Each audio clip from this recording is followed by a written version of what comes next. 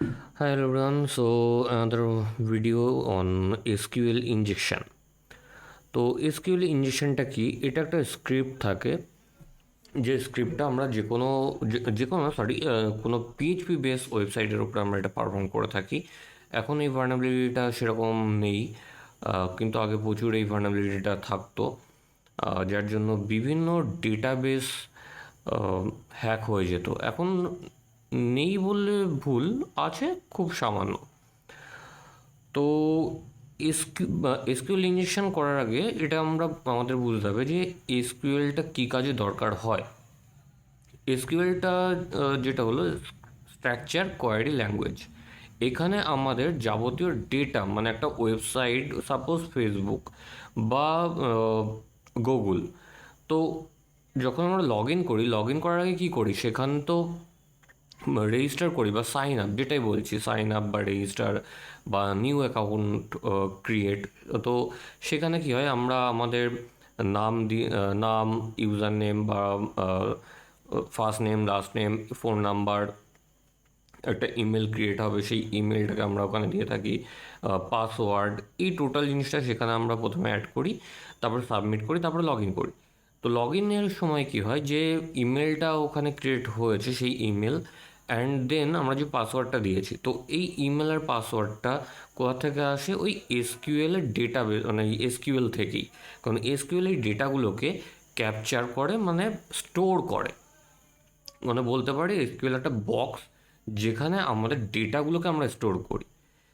তো যদি কেউ সেই বক্সের লোকেশান জানতে পারে আর সেখানে যদি কোনো ফল্ট থাকে, সে কী করবে, ওই বক্সটা খুলে সব ডেটাগুলোকে নিয়ে নিতে পারবে। আর যদি কেউ বাইপাস করতে পারে, তাহলে তো আরামসে সেখানে লগ ইন করতে পারবে।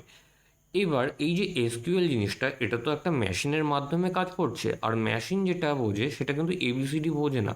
মেশিন সবসময় ট্রু অ্যান্ড ফলস এই জিনিসটাকেই বোঝে।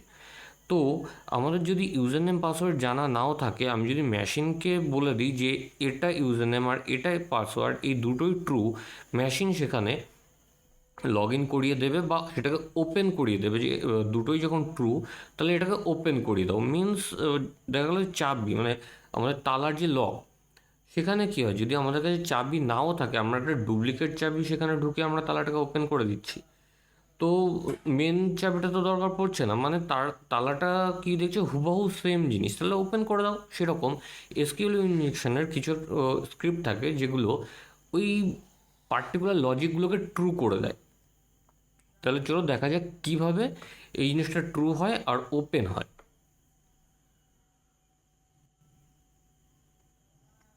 তো এখানে একটা লগ ইন পেজ আমরা দেখতে পাচ্ছি, যে ইউজার নেম অ্যান্ড পাসওয়ার্ড।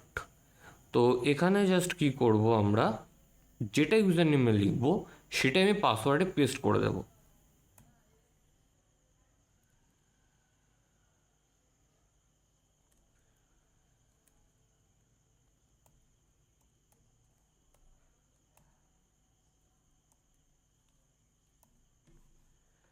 তো যেটা আমি ইউজার নেমে লিখেছি এটাকে কপি করব and paste, then log in. তো এখানে লগ ইন হয়ে গেছে দেখতে পাচ্ছি। তো এখানে কিন্তু আমি কোনো কোনো কিছু নাম দিইনি, এখানে যেরকম নাম রয়েছে, একটা ইমেল কিছু একটা অ্যাড্রেস এখানে লেখা রয়েছে। তো এখানে লগ ইন হয়ে গেছে। তো এটাই হলো এসকিউএল ইনজেকশন। তো এখানে যেরকম দেখালাম, যে একটা নর্মাল একটা কোড আমি লিখে দিচ্ছি, তারপরে সেখানে লগ ইন হয়ে যাচ্ছে।